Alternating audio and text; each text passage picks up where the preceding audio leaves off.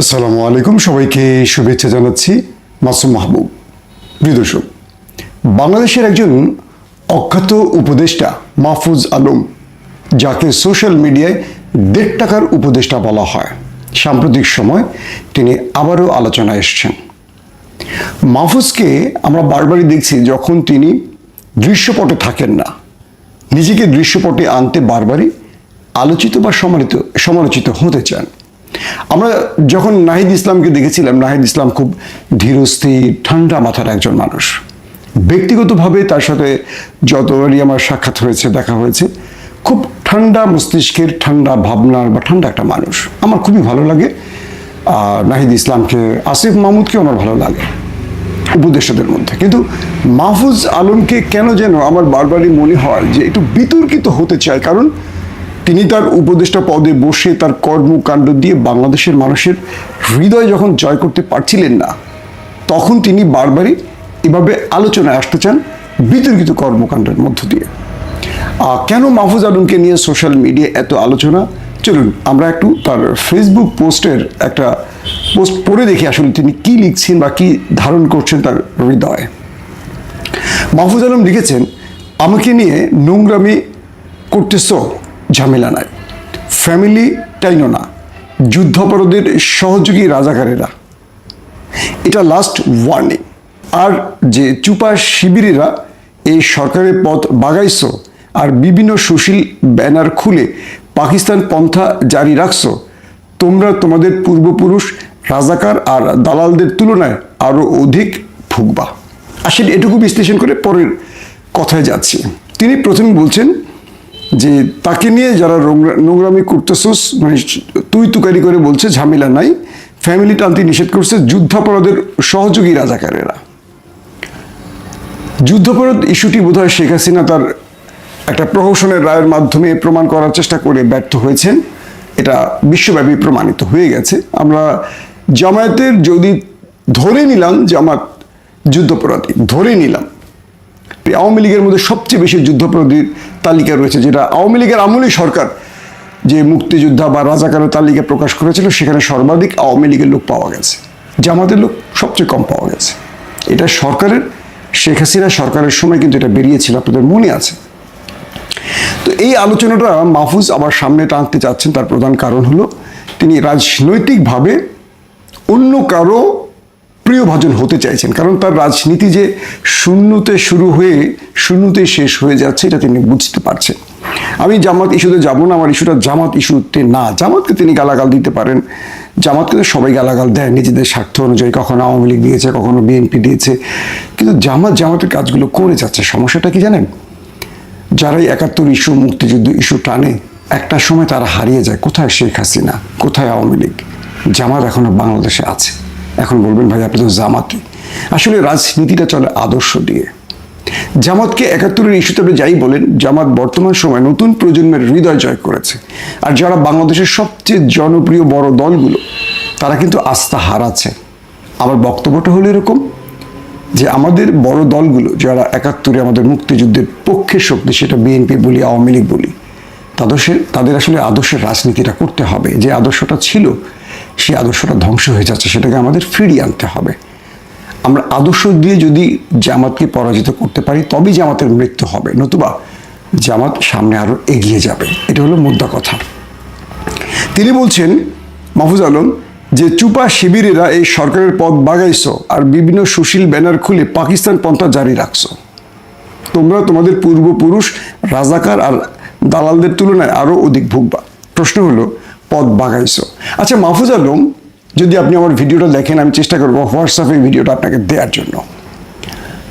আপনি যে পথটা বাগাইছেন, কোন যোগ্যতায় বাগাইছেন? বাংলাদেশে এই আন্দোলনের সর্বাধিক প্রাণ গেছে আমার প্রিয় বিএনপির কর্মীদের, ছাত্রদলের কর্মীদের। বিএনপি কয়টা পথ বাগাইছে? কয়টা উপদেষ্টা মণ্ডলীতে বিএনপি আছে? তারপরের কাতারে রয়েছে জামাত শিবিরের ভাইয়েরা। এবং এই আন্দোলনের মূল মাস্টার মাইন্ড হিসেবে আমরা জুলকারনাইন সায়ের বা পিনাকি বা ইলিয়াসের বক্তব্যে বা ইন্টেলিজেন্সের বক্তব্যে যেটা জানলাম, এই আন্দোলনটার নেপথ্যে সর্বাধিক সহযোগী ছিল, পরামর্শক ছিল বা সফল করার ক্ষেত্রে জামাত শিবিরের ভূমিকা ছিল। মাহফুজ আলম, আপনি কই ছিলেন? আপনি কেন মাস্টার মাইন্ড? নাহিদ আসিফদের পেছনে আপনি মাস্টার মাইন্ড। আপনার রক্ত ঝরেছে, টিয়ার গ্যাস, গুলি, মার, জেল, কোনটা? নেপথ্যে বসে কিছু চুল বড় রেখে, দাড়ি বড় রেখে, 2-4টা বই পড়ে যদি নিজেকে মাস্টার মাইন্ড ঘোষণা করেন, আমি বলছি আপনি মাস্টার মাইন্ড তো দূরের কথা, আপনি বাংলাদেশের চায়ের দোকানের যে দোকানদার রাজনীতিবোধের চার চেয়ে অদক্ষ একজন ব্যক্তি। কোন যোগ্যতায় আপনি উপদেষ্টা পরিষদে বসছেন এটা জানতে চাই। একটা যোগ্যতা থাকা উচিত। নাহিদ ইসলাম, আসিফ তারা তাদের যোগ্যতায় বসছে, তারা আন্দোলনের প্রথম সারিতে ছিল। আপনি কোথায় ছিলেন? আপনার চেয়ে অনেক বেশি সাদেক কায়েমের অবদান বেশি, রাফি সালমানের অবদান বেশি, আপনার চেয়ে অনেক বেশি আমাদের ছাত্রদল প্রেসিডেন্ট রাকিব ভাইয়ের অবদান বেশি। পুরো বাংলাদেশের আন্দোলনটা জাগিয়ে তুলছে, মানুষের অন্তরে ঢুকিয়েছে ছাত্রদল এবং শিবিরের ভাইরা। কি করেছেন আপনারা? কয়টা লোক ছিল আপনাদের পেছনে? কিন্তু আসিফ, নাহিদ পুলিশের হামলার শিকার হয়েছে, মারের শিকার হয়েছে, নাহিদের সারা শরীর রক্ত জমাট হয়ে গেছে, আসিফকে হত্যারও চেষ্টা করা হয়েছে। আমরা তার সব ডকুমেন্ট দেখেছি। কোথায় ছিলেন মাহফুজ আলম? আপনি মাস্টার মাইন্ড কেন? কিসের কারণে? কজন ছেলে বলল উনি আমাদের মাস্টার মাইন্ড হয়ে গেল? মাস্টার মাইন্ড তো আপনি না। মাস্টার মাইন্ড ছিল তারেক রহমান, মাস্টার মাইন্ড ছিল আমাদের রাকিব হাসান ভাই, মাস্টার মাইন্ড ছিল সাদেক কাইমরা। আপনি কোথায়, কোন ফ্রন্টে লড়াকু যোদ্ধা ছিলেন?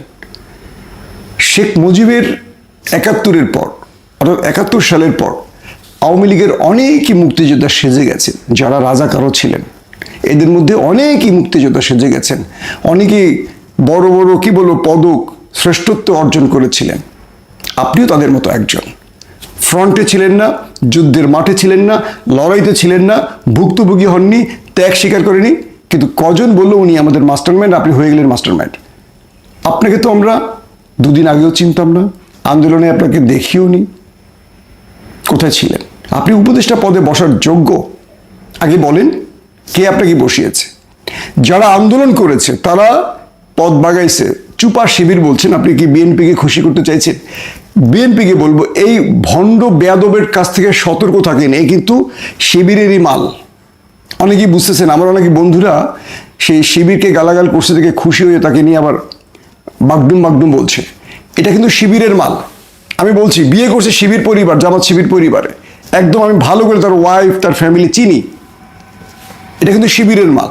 আমার কেন যেন মনে হয় জামাত শিবিরের সাথে একটা বিতর্ক সৃষ্টি করে সে একটা কোনো বিশেষ উদ্দেশ্য হাসিল করতে চাইছে। দেখবেন জামাত শিবিরের লোকেরা ওকে নিয়ে কিন্তু কথা বলছে কম, কথা বলছে আমাদের মধ্যে নিউট্রাল লোকেরা। কারণ আমরা ওকে বুঝতে পারছি যে ও একটা ভয়ঙ্কর ফাঁদ হয়ে তৈরি হয়ে আসতে পারে। এই মাহফুজ আলম, দ্রুত আসিফ নজরুল এবং মাহফুজ আলম দুজনকে সরাতে হবে। আমরা যদি মাঠে নামি, মাহফুজ আলম তুমি কয়েক সেকেন্ড থাকতে পারবা এই উপদেষ্টা মণ্ডলীতে? তুমি কি বুঝতে পারছো তোমার পা নিচ থেকে মাটি সরে গেছে? আর বুঝতে পেরেই তুমি অন্য গোত্রে যাওয়ার জন্য মিথ্যে মুখোশ পড়ছো মাহফুজ আলম। ধরো তোমার আসনে, তুমি যে আসনে নির্বাচন করবে, তোমার আসনে যদি আমরা ইলিয়াস বা পিনাকিরে দাঁড় করিয়ে দিই, তোমার পরিবারের 5টা ভোটের বাইরে একটা ভোট তুমি পাবা? চ্যালেঞ্জ করো, আসো চ্যালেঞ্জে আসে। এই যে বাখওয়াজগুলো করছো, যারা আন্দোলন সংগ্রাম করছে, জীবন দিয়েছে, তারা কিছু পদে বসছে আর তুমি হচ্ছে পদ বাগাইছো। তুই বেটা কোন জায়গা থেকে এই পদে বসছস? তোর কি অবদান আছে? আসিফ আর নাহিদ বা সার্জিসরা বলছে তুই মাস্টারম্যান হয়ে গেছস। তোমার পূর্বপুরুষ রাজাকার, এই রাজাকার ইস্যু আর তুলিস না। খোঁজ নেয় তুইও রাজাকার, তুই জামাতি ঘরের লোক, তুই শিবিরের ফোকাসে কোচিং করার লোক, তুই সেখান থেকে আসছো, তুই জামাত পরিবারে বিয়ে করছস, তুই তো বেটা সবচেয়ে বড় রাজাকার। যারা বিতর্কের এবং গালাগালির লিমিট জানে না তাদের আমি সহনাগরিক মনে করি না। ভাই তোর মনে করার দিক কি যায় আসে? এই যে আমি গালাগালি করি, আমি নাগরিক না তুই নাগরিক, তুই সেটাকে লাইসেন্স দেওয়ার সার্টিফিকেট দিয়ে তুই কে রে? তুই কি মনে করবি সেটা আমাদের দেখার বিষয়।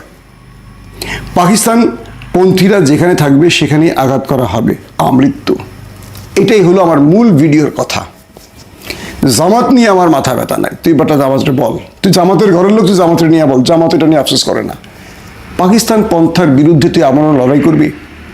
পাকিস্তান তোর আব্বাদের পিছন দিয়ে ঢুকিয়ে দিয়েছে, দেখছিস?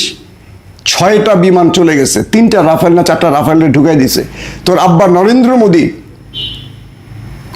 বাপ করে সৌদি আরবের ফোন দিছে, আমেরিকার ফোন দিয়ে বলছে সিজ ফায়ার চাই, আমাকে বাঁচাও, যুদ্ধবিরতি করো। কালকে যখন সীমান্ত দিয়ে তোর আব্বা ঢুকে পড়বে আমাদের দেশে, আমাদের সীমান্তের ভাইদেরকে হত্যা করে যখন আমাদের ভূমি দখলে যাবে, তখন কিন্তু তোর দাদারা, তোর তো আব্বার নরেন্দ্র মোদী, তোর দাদারা পাকিস্তান আমাদের পাশে দাঁড়াতে হবে। তুই আগডুম বাগডুম আমাদের বুঝিস না, আওয়ামী লীগ সাজিস না, প্রগতিশীল সাজিস না, তোর খবর জানি। এই মুহূর্তে তুই পাকিস্তান ইস্যু সামনে আনতে চাচ্ছিস কেন? যখন পুরো পৃথিবী পাকিস্তান ইস্যুতে পাকিস্তানকে প্রশংসায় ভাসাচ্ছে, যখন দাদাদেরকে কাশ্মীর ইস্যুতে, বিভিন্ন ইস্যুতে, মুসলিম নির্যাতনের ইস্যুতে, ওয়াকফ আইনের বিরুদ্ধে, মানে ওয়াকফ আইন পরিবর্তন করে মুসলমানদের অধিকার খর্ব করার কারণে পাকিস্তান ওদেরকে বাঁশডলা দিচ্ছে, তখন তুই পাকিস্তান ইস্যুটা সামনে আনছিস কেন? পাকিস্তান এখন কি আমাদের শত্রু?